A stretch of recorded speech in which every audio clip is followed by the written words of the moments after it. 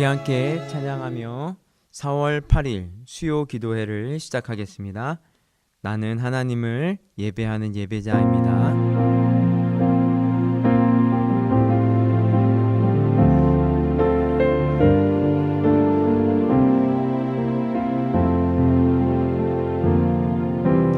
나는 하나님을 예배하는 예배자입니다.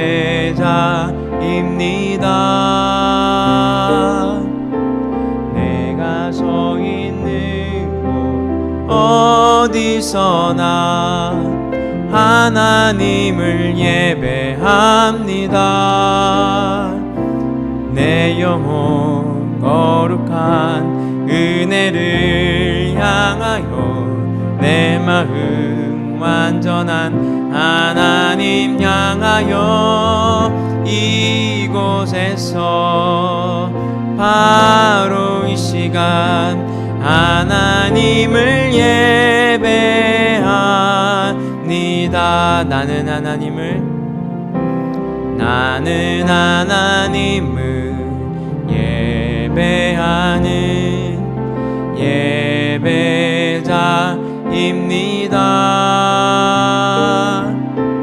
내가 서 있는 곳 어디서나 하나님을 예배합니다.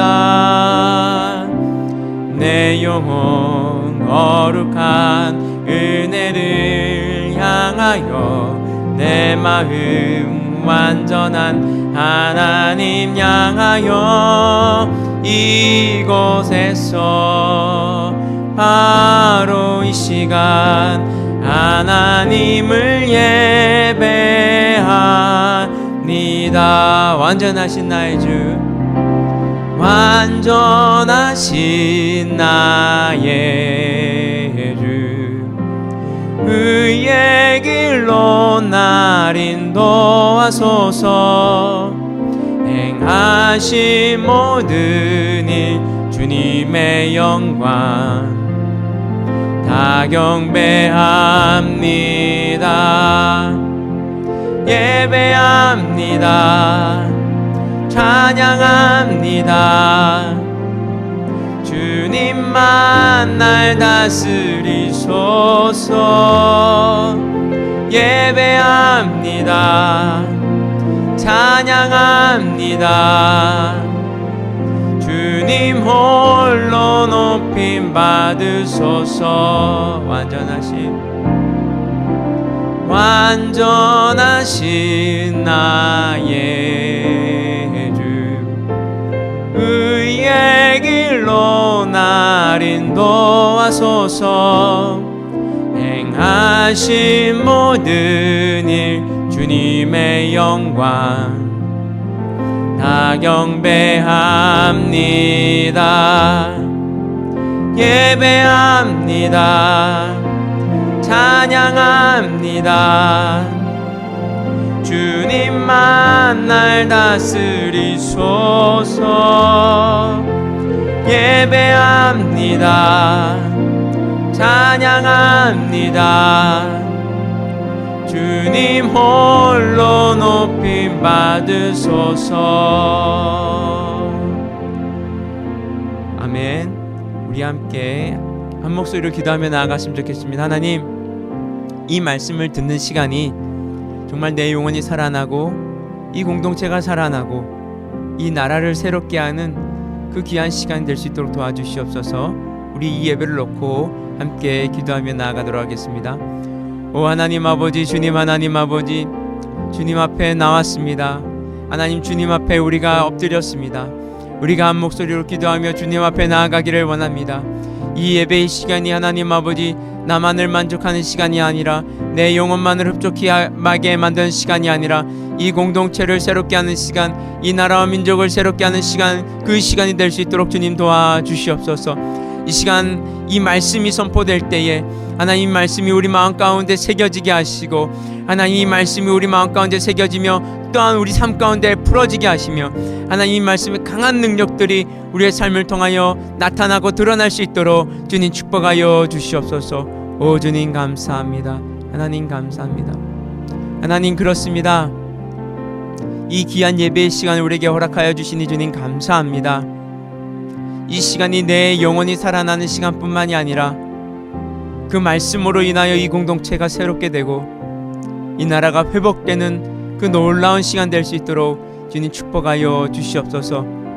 선포되는 말씀이 우리 마음 가운데 새겨지게 하시며 새겨진 말씀이 우리 삶 가운데 드러나게 하시고 드러난 말씀이 하나님 나라를 일궈가는 놀라운 그 기적의 인생 될 수 있도록 주님 축복하여 주시옵소서. 이 모든 말씀 예수 그리스도의 이름으로 기도드렸습니다. 아멘. 우리 함께 말씀을 보겠습니다.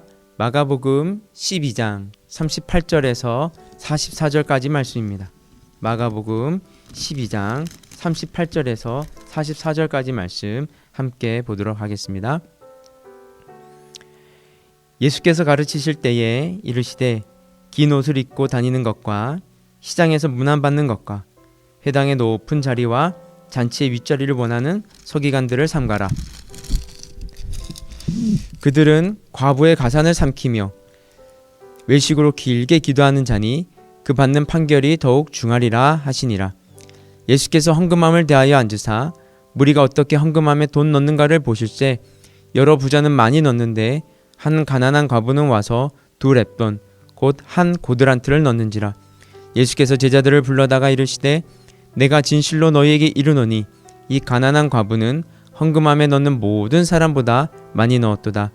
그들은 다 그 풍족한 중에서 넣었거니와 이 과부는 그 가난한 중에서 자기의 모든 소유 곧 생활비 전부를 넣었느니라 하시니라. 아멘. 이 땅에 복음으로 오신 예수님께서 그 사역을 마무리하는 시점에 일으키신 마지막 이적은 저주였습니다. 이 무화과 나무를 저주한 사건은 바로 그 다음날 성전 심판 사건으로 연결됩니다.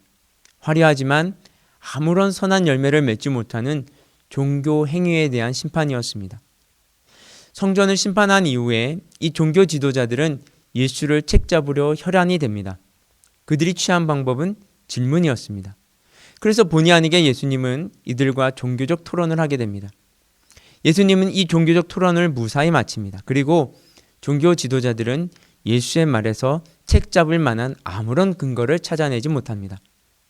이후에 예수님은 무리들에게 2가지를 가르치십니다. 첫 번째는 메시아는 누구인가? 라는 것입니다. 이에 대한 답은 열매 맺지 못하는 신앙의 첫 번째 처방이 됩니다.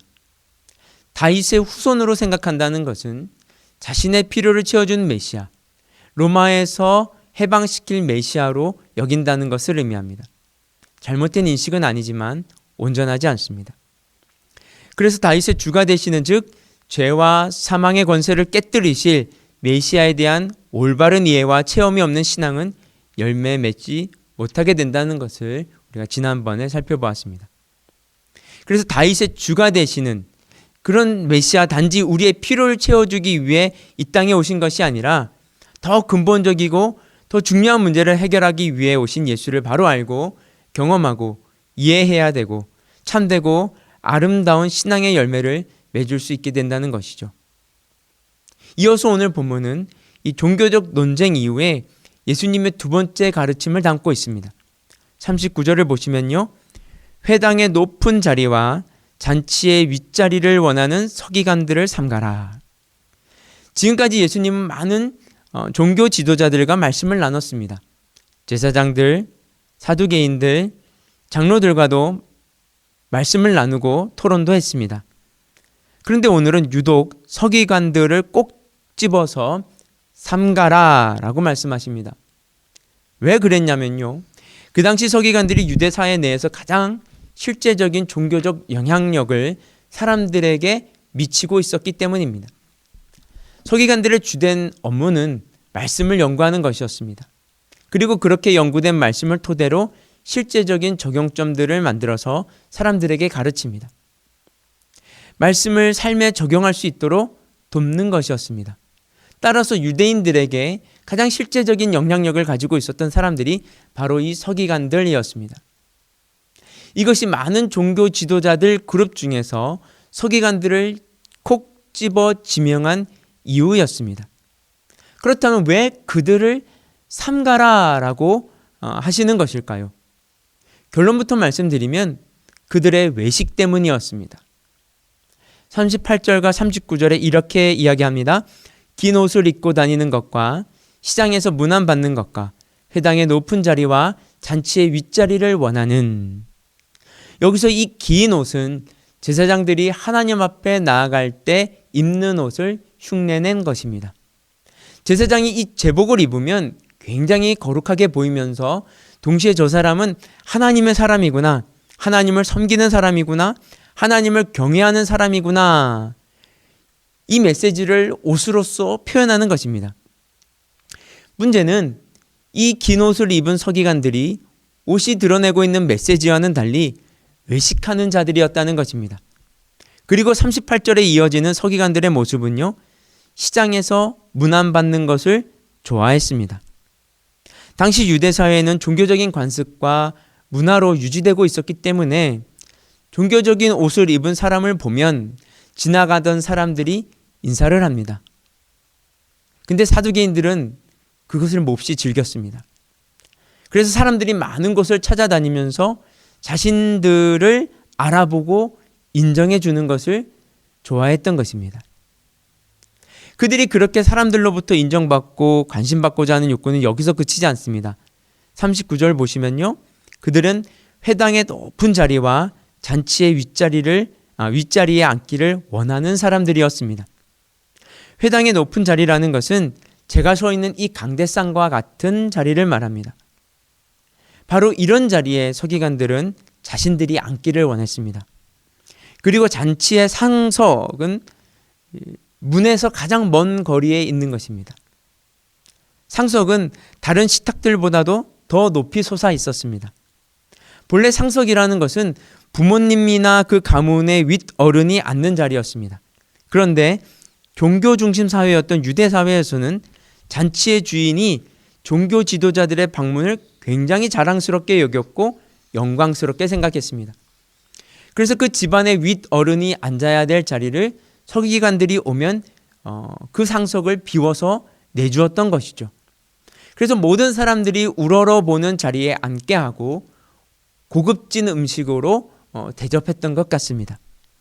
이러한 것이 당시 서기관들을 대하는 유대인들의 풍습이었고, 서기관들은 스스로도 존경받고 자기의 신분과 지위가 높아지는 것들을 즐겼다는 것을 보여주는 것입니다. 사람들의 시선에 집중하고 사람들이 나를 어떻게 대하느냐를 가지고 자신의 정체성을 찾으려고 하는 모습을 우리에게 보여주고 있는 것입니다. 여러분, 내 속에 하나님이 사라지면 자꾸 눈에 보이는 것을 의식하게 됩니다. 자꾸 사람들의 목소리에만 귀 기울이게 됩니다. 사람들의 칭찬과 인정과 사람들이 나를 어떻게 대하는지에 관심이 쏠리게 됩니다. 내 내면 속에 하나님이 없기 때문입니다. 이들은 이미 여기에 익숙해져 버린 것입니다. 사람들의 시선과 그 목소리와 그 눈빛에 대해서는 민감하고 그것으로부터 자신의 정체성을 발견하려고 합니다. 그래서 그들의 겉모습은요, 무화과 나무처럼 잎은 묵성하지만 정작 그들의 속사람은 회칠한 무덤처럼 부패하고 썩어 있었습니다. 그러면서 서기관들의 이와 같은 문제점은 그들만의 문제가 아니라 사회적인 문제로 발전하고 있다는 것을 볼 수 있습니다. 40절입니다. 그들은 과부의 가산을 삼키며 외식으로 길게 기도하는 자니 그 받는 판결이 더욱 중하리라 하시니라. 더 큰 문제는 그들이 과부의 가산을 삼켰다는 것입니다. 성경에서 과부는 사회적으로 굉장히 연약한 자를 의미합니다. 즉, 구체적인 도움이 필요한 사람들이라는 것이죠. 예수님 당시 이스라엘에서는 과부와 같은 사회적 약자를 돌보는 일을 서기관들에게 맡겼습니다. 그래서 그 누구보다도 과부의 형편을 잘 알고 있었습니다. 그런데 서기관들이 과부의 형편, 즉 그들의 재정 상황을 너무도 잘 알고 있었기 때문에 어떻게 했다는 것입니까? 관리해주는 척하면서 도와주는 척하면서 결국에는 자신의 주머니를 채우기에 급급했다는 것입니다. 이것이 당시 서기관들의 모습이었습니다. 여러분, 자기 안에, 우리 안에 하나님의 생명이 없으면 모든 사람들을 자신의 이용 대상으로 삼습니다. 근데 그 정도가 얼마나 치졸하고 잔인한지 아십니까? 자기보다 힘있고 강한 사람들에게는 굽신굽신하면서 힘이 없고 어디 손 벌릴 데가 없는 사람들은 마구마구 대합니다. 착취하고 이용합니다. 그래서 입으로는 과부를 위한다고 하지만 도리어 그들을 이용하면서 더 고통스럽게 했다는 것입니다. 결국 이 위선 중의 위선은 자신이 하나님을 섬기는 자이기에 존경받고 그러면서 그렇게 누릴 거 다 누리면서 동시에 자신들이 해야 하는 일에 대해서는 소홀히 할 뿐만이 아니라 악한 일을 서슴지 않았다는 것입니다. 이것은 그들이 모든 영역에 있어서 철저하게 병들어 있었다라는 것을 확실하게 보여주고 있는 것이죠. 서기관들이 사람들에게, 약자들에게 어떻게 대했는지 보십시오. 그들이 하나님을 두려워했다면 하지 않았을 것을 그들은 그렇게 행하며 살아왔습니다. 그럼 이들이 하나님에 대해서는 어떻게 하고 있었을까요? 40절을 다시 보시면 외식으로 길게 기도하는 자니. 여러분, 그들이 기도를 하고 있습니다. 그것도 길게 하고 있습니다. 하지만 그 중심에는 하나님이 없습니다. 그러면 왜 어떻게 길게 기도할 수 있는 것일까요? 여러분들도 잘 아시겠지만 하나님의 도우심, 하나님께서 주시는 그런 임재와 그런 감동 없이 기도하는 것은 정말 고통스러운 일입니다. 근데 그 고통스러운 것을 길게 하고 있습니다. 어떻게 보면 참 대단하다고 할 수 있습니다. 근데 왜 그렇게 할 수 있었을까요? 예, 답은 너무도 분명합니다. 사람들에게 보이려고, 자기 만족을 누리려고. 여러분, 이 외식이라는 것이 참으로 무서운 것은 우리를 구원하신 하나님도 자신의 만족과 자기의 영광을 위해서 하나의 수단으로 삼을 수 있다는 것입니다. 여러분, 이러한 서기관들의 모습이 그려지십니까? 그들은 본이 되어야 하고 사람들에게 참된 가르침을 주어야 하고 과부를 목양적으로 잘 돕아야 하는데 그것이 아니라 그들의 모든 에너지는 자기 과시, 자기 영광, 자기 영향력, 이것이 그들이 그토록 열심히 종교 생활을 하는 유일한 이유였다는 것입니다. 여러분, 이러한 삶의 태도를 가진 서기관들이 여러 백성들을 가르쳤다면 그 당시 이스라엘 영성이란 어떤 모습이었을까요? 일반 백성들까지도 서기관들의 모습을 그대로 닮아 있었을 것입니다. 겉모습을 치장하고 종교적인 분위기를 연출하고, 그렇지만 마음 중심에는 내가 인정받아야 하고 내가 드러나야 되고 내 영향력이 다른 사람보다 커야만 했습니다. 게다가 이웃을 섬기며 사랑하는 게 아니라 어떻게 해서든 이용하고 착취하고 내가 누리고자 하고 하나님을 향해서는 형식만 취합니다. 기도하는 척만 합니다. 섬기는 척만 합니다. 거룩한 척만 합니다. 이들은 정말 하나님에 대한 두려움이 없는 것입니다. 그냥 그 모든 열심이 자기를 포장하는 수단일 뿐입니다. 액세서리에 불과한 신앙생활인 것이죠. 이것이 서기관들의 신앙이었고 이것이 잎사귀만 무성한 이스라엘의 본 모습이었다는 것입니다. 여러분, 이런 신앙은 결코 선한 열매를 맺을 수 없습니다. 메시아가 다윗의 자손이냐 주님이냐, 이 문제를 말씀하신 이후의 두 번째 이유, 열매 맺지 못하는 두 번째 이유를 말씀하십니다. 하나님이 없는, 본질이 사라진 신앙생활은 외식이며 그 외식은 자기 자신뿐만이 아니라 과부의 가산을 삼킨다는 것입니다. 그래서 결국 그러한 신앙생활에는 하나님을 찾을 수 없기에 아무런 열매를 맺을 수 없게 된다는 것이죠. 여러분, 외식은요, 우리의 신앙을 죽게 만들고 우리의 심령을 메마르게 합니다. 그리고 그 외식이 저와 같은 목사로부터 시작되면 성도들이 그 모습을 보고 다 따라하게 된다는 것입니다. 결국 공동체 전체가 병들게 되는 것입니다. 물론 우리가 완전할 수는 없습니다. 그러나 우리는 부족하지만 싸워야 하고 자라나야 합니다. 씨름하면서 조금씩 우리가 성숙해져야 되지, 그 자리에 멈춰 있거나 자라나지 않고 우리의 실상을 감추고 화려한 껍데기를 자랑하며 우리가 이런 사람이야 하는 순간 망하는 것입니다.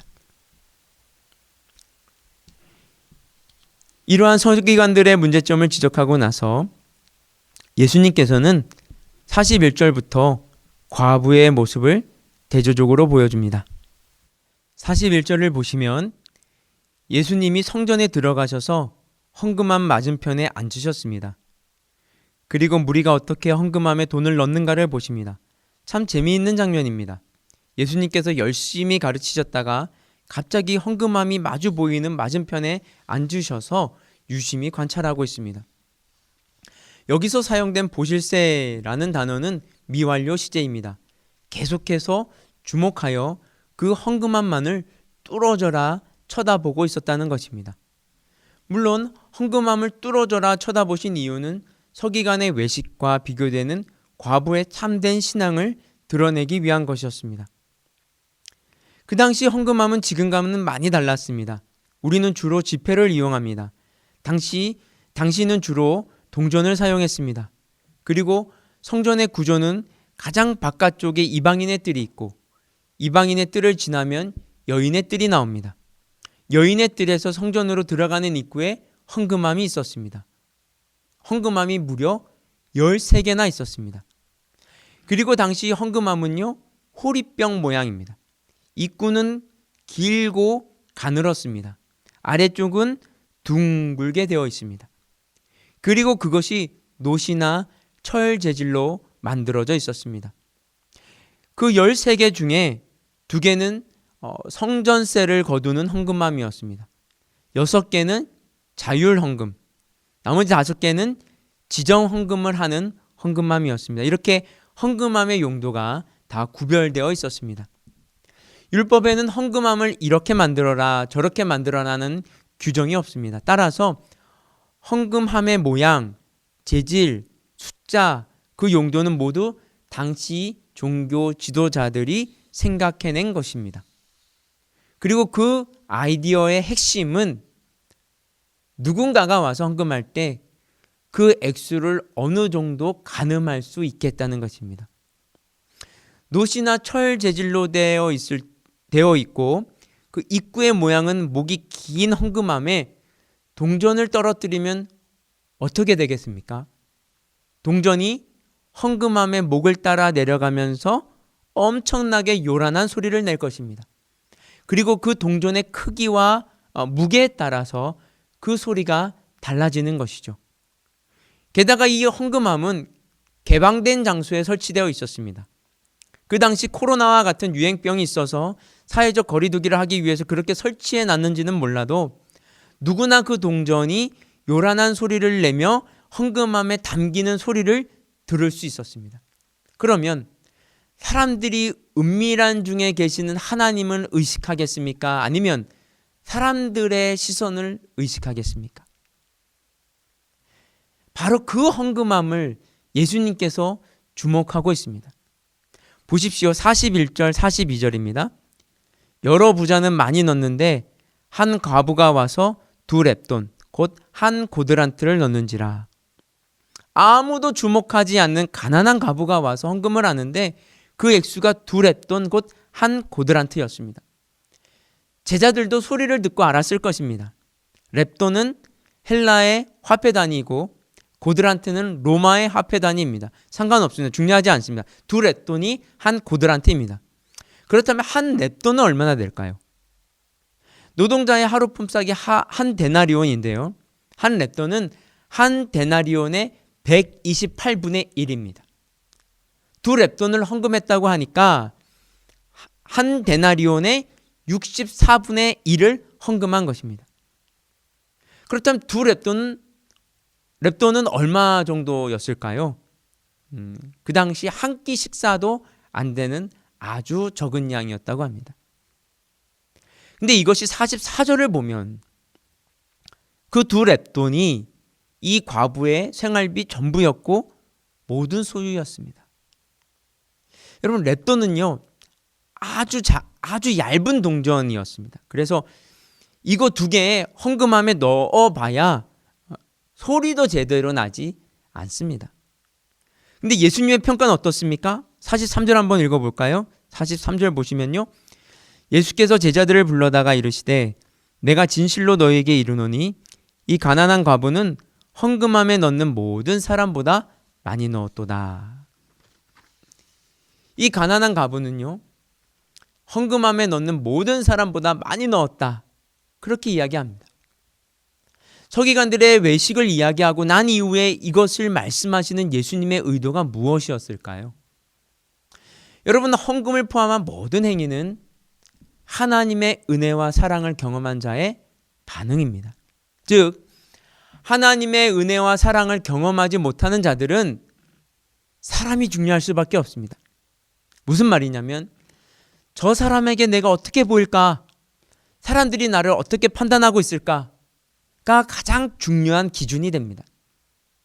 근데 이러한 것들이 과부에게는 아무런 의미가 없습니다. 왜냐하면 그녀는 하나님의 은혜와 사랑을 알기 때문입니다. 그래서 내가 이 두 렙돈을 헌금함에 넣으면 아주 미미한 소리가 날 것이고, 그러면 사람들이 내가 헌금을 얼마나 했는지 알게 될 것이고, 그리고 사람들은 나의 빈궁함을 알게 될 것이고, 그러면 속으로 나를 무시할 것이고, 어쩌다 그래 됐노? 라고 혀를 찰 것이고 하는 생각 자체가 없었던 것입니다. 나를 향한 하나님의 판단, 나를 향한 사람들의 판단, 나를 대하는 사람들의 태도가 그녀에게는 아무런 의미가 없습니다. 전혀 중요하지 않습니다. 왜냐하면 그녀는 하나님의 사랑과 은혜를 알기 때문입니다. 하나님에게 나라는 존재가 얼마나 중요한지, 나라는 존재가 얼마나 귀한지, 나라는 존재가 얼마나 존귀한지를 아주 잘 알고 있기 때문입니다. 그래서 사람들이 보는 앞에서 이 두 렙돈을 드려도 전혀 부끄럽지 않습니다. 위축되지 않습니다. 정말 은밀한 중에 하나님에 대한 경외하는 마음들로 가득 차 있습니다. 여러분, 우리 마음 중심에는 무엇이 담겨져 있습니까? 우리 마음 중심의 그 동기와 동력이 무엇이냐는 것이죠. 주님은 보이지 않는 뿌리의 문제를 지적하고 있습니다. 예수님은 누구도 보지 않고 있는 그 뿌리를 보고 있습니다. 그리고 그 뿌리가 살아있는 한 사람을 발견하게 됩니다. 바로 그 사람이 이 과부입니다.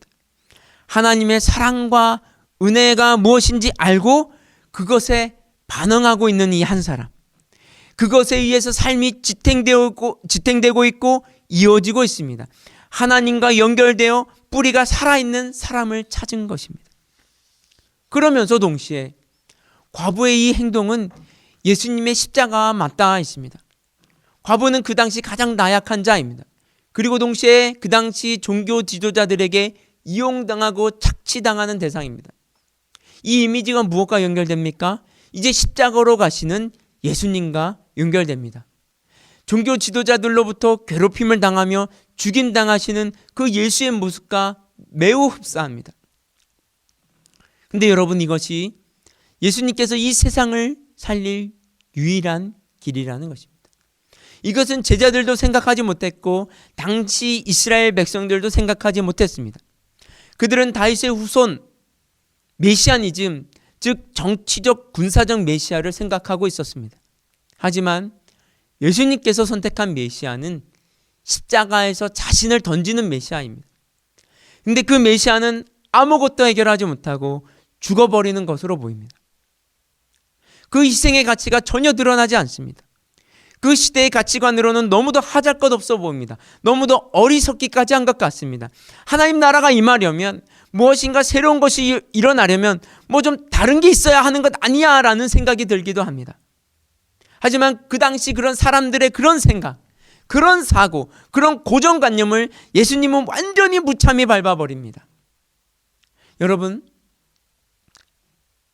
세상은요, 힘에 의해서, 화려한 것에 의해서, 사람들의 부러움에 의해서 바뀌지 않습니다. 번영신학에 물든 사람들은 사람들이 하나님 앞에 나오려면 우리가 높아져야 하고 최고가 되어야 하고 축복받아야 하고 많은 것을 누리는 것을 보여주면 사람들이 예수를 믿을 것이다 라고 번영신학은 말합니다. 그런데 예수님께서는 그 당시 그 다윗 메시아지 번영신학에 물든 이스라엘에 오셔서 하나님 나라가 임하고 세상이 회복되고 살아나는 길은 내가 십자가로 가는 길이고 내 전부를 드리는 길이고 세상이 이해하지 못하는 희생의 길이고 희생하면서도 그 대가가 돌아오는 길이 아니라 오히려 이용당하고 버림받는 길이다 라고 하고 계시는 것입니다. 그런데 참 역설적이게도 어떻게 됩니까? 그 은밀한 중에 드리는 생명의 헌신이 이 땅에 하나님 나라를 완성시킵니다. 한국 교회에 희망이 있으려면 한 가난한 과부가 있어야 합니다. 이 강도의 구렬 같은 성전에 이 과부가 있다는 것이 이스라엘의 희망인 것이죠.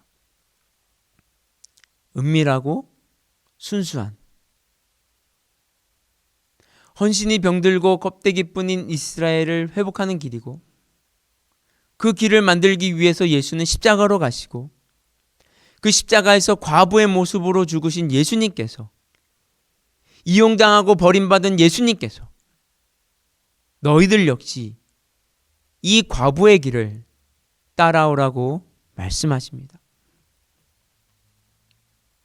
여러분, 오늘날 우리도 생명에서 떠나 있으면 서기관의 길을 걷게 됩니다. 우리도 외식할 수밖에 없습니다. 사람들의 시선을 의식할 수밖에 없습니다. 그리고 우리 또한 위선적인 삶을 살아갈 수밖에 없습니다. 그래서 종교 행위마저도 내가 드러나야 하고 내가 인정받아야 하고 내 영광, 내 필요를 채우는 수단으로 전락시켜 버리게 되는 것이죠. 그러나 하나님을 경험했고 하나님을 이해한 사람은 그 사랑의 강권함 때문에 세상은 이해하지 못해도 거룩을 이루어갑니다. 이것은 사람 안에 생명이 있기 때문에 일어나는 것이고 하나님이 그 속에 살아있기 때문에 일어나는 것입니다. 그 행동들은 사람들로부터 이해받지 못하고 버림받습니다. 그것이 과부의 모습이고 예수님의 모습이고 오늘날 저와 여러분들이 걸어가야 될 제자의 모습입니다. 과격한 제자도 파격적인 제자들을 말씀하십니다. 여러분, 외식 그리 멀리 있지 않습니다. 하나님 없으면 어쩔 수 없습니다. 우리가 하나님을 소유하게 되면 우리의 전부를 드리는 것은 우리의 의지적인 반응이 아니라 하나님께 붙잡힌 바 된 삶이 된다는 것입니다. 여러분, 뿌리를 보십시오. 가장 은밀한 곳을 보십시오. 거기에 우리의 적나라한 모습, 정직한 모습이 있습니다. 그리고 그 속에서 우리의 외식을 찾아내십시오. 그리고 회개하십시오. 회개의 자리에서 하나님을 경험하십시오. 그러면 우리는 제자의 길을 걷게 됩니다. 그것이 오늘 주님께서 우리에게 주시는 보석 같은 교훈입니다. 함께 기도하겠습니다. 곧 있을 부활절, 우리가 이 고난 주간을 지내면서 오늘 말씀은 굉장히 우리의 마음을 두드리는 말씀인 것 같습니다. 우리가 이 시간 이렇게 한 목소리로 기도했으면 좋겠습니다. 하나님, 내 안엔 이 외식된 모습들, 거짓된 모습들, 내가 인정받아야 하고 내 잘남이 드러나야 되고 그렇게 살아왔던 그 모든 이유들이 이 시간 이후로 완전히 무너져 내리기를 원합니다. 우리 함께 한 목소리로 기도하며 나아가도록 하겠습니다. 같이 기도하겠습니다. 오 사랑과 은혜가 풍성하신 하나님 아버지, 우리의 속사람 안에, 우리 내면 안에 정말 하나님이 계시는지, 하나님이 살아있는지, 우리 그 생명이 용솟음 치고 있는지 돌아보게 하여 주시옵소서. 오 주야라 사라라바라리아라 카라라라리아라 카다디디디디.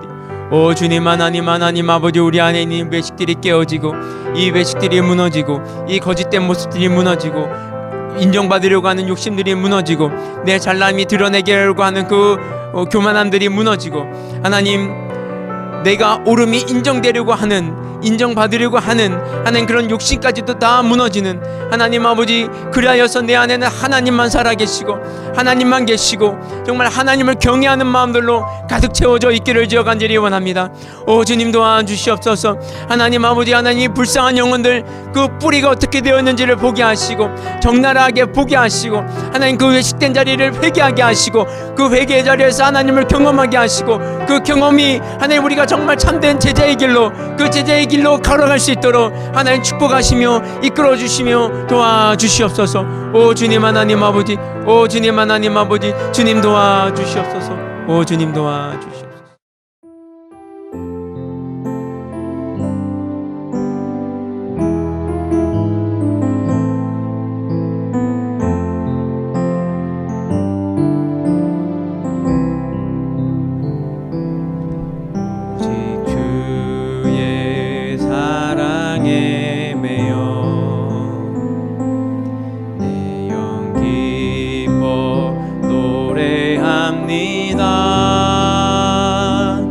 이 소망의 언덕 기쁨의 땅에서 주께 사랑드립니다.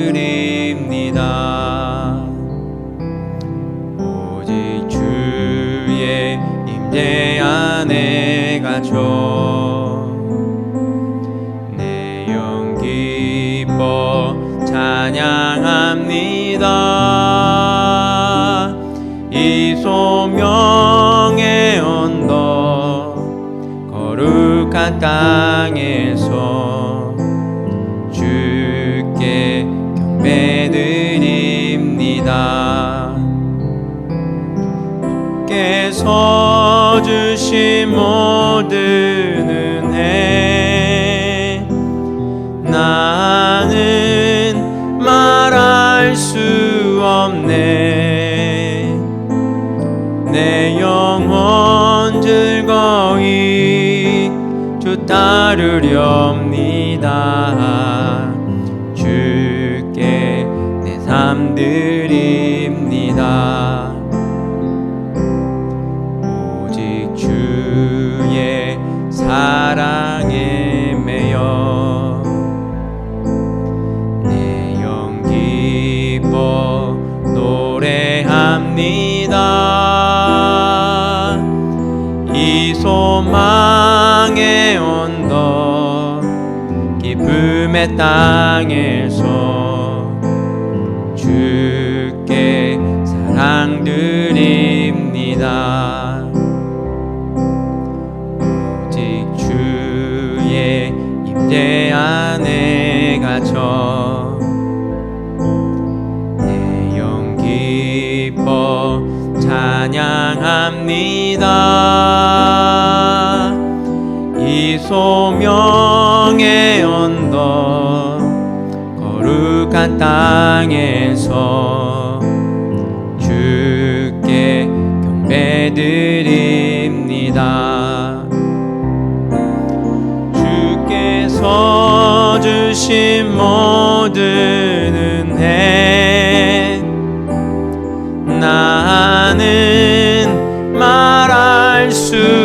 없네. 내 영혼 즐거이 주 따르렵니다. 주께 내 삶 드립니다. 아멘. 이 시간 우리가 나라 민족을 위해 함께 기도하는 시간 갖도록 하겠습니다. 코로나 사태와 또 4.15 총선을 놓고 기도하겠습니다. 코로나 사태가 빨리 잠잠해질 수 있도록 50명 이하로 많이 내려왔지만 그래도 군데군데 이렇게 집단 감염의 위험성이 아직 살아있기 때문에 많이 긴장해야 될 것 같습니다. 사회적 거리두기 운동 때문에 많이 국민들 또한 지쳐가고 있을 텐데 끝까지 마무리 잘 할 수 있도록 도와달라고 기도해 주시고, 또한 4.15 총선 정말 국민의 대표를 뽑는 너무도 중요한 투표 날입니다. 많은 사람들이 투표를 할 뿐만이 아니라 정말 분별력 있고 정말 좋은 사람들, 정말 양심이 살아있고 정직한 자들을 선출할 수 있도록 하나님 도와주시옵소서. 이 나라의 민족을 깨워서 분별해서 사람을 선택할 수 있게 해달라고 함께 기도했으면 참 좋겠습니다. 같이 기도하겠습니다.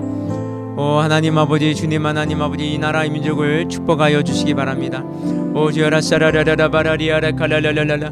하나님, 문재인 대통령이야 질병관리본부에 일하는 모든 사람들, 경찰과 외무부와 모든 각 부처에 있는 사람들이 정말 원팀이 되어서 하나님 이것이 완전히 종식될 때까지, 하나님 완전히 가라앉을 때까지 하나님 그들의 지혜를 허락하여 주시고, 하나님 그들에게 영역 간의 강건함을 허락하여 주셔서 하나님 이 일들을 행하는 자들에게 지식을 더하시고 지혜를 더하셔서 하나님 이 일들을 능히 해나갈 수 있도록, 이 일들을 하나님 해결해 나갈 수 있도록 주님 도와주시옵소서. 또한 중요한 4.15 총선이 있습니다. 국회의원을 뽑는 날입니다. 국민의 대표들을 선출하는 날입니다. 하나님 정직한 자들, 의로운 자들을 하나님 국민들이 보고 잘 뽑을 수 있도록 도와주시옵소서.